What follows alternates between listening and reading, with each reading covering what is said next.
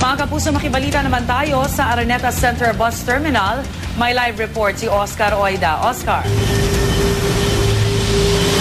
Yes, totally na bago na yung sitwasyon kung ikukumpara doon sa huli nating pasok kanina.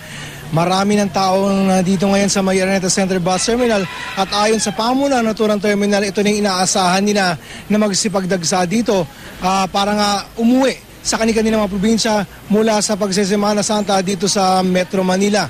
Kaya kahit na tapos na yung Easter Sunday, nakalipas na, no? Ganun pa rin yung pinapatupad na seguridad ng pamunuan ng Araneta Center Bus Terminal. Masusi pa rin in-inspeksyon ng mga bagahe na siguro yung matiyak na walang mga kontrabando makalusot, magiging ligtas yung mga magsipagbiyahe. Nakaantabay pa rin, Rhea, yung DOTC Action Center, Help Desk para sa mga kailangan ng tulong. Andyan pa rin yung medical assistance ng MMDA at gaya na sabi natin, yung mga pulis inaasahan maglilibot-libot pa rin sa paligid ng naturang terminal. 5,000, Rhea, inaasahan na pasahero na magsipagpunta ngayong araw dito sa Araneta Center Bus Terminal para sumakay ng mga bus papunta sa kanilang mga probinsya.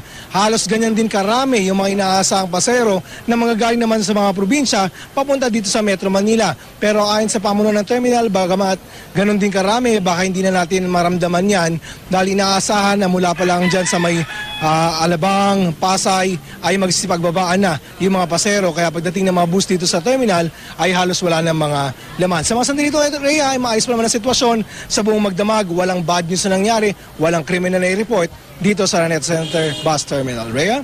Alright, maraming salamat, Oscar Oida.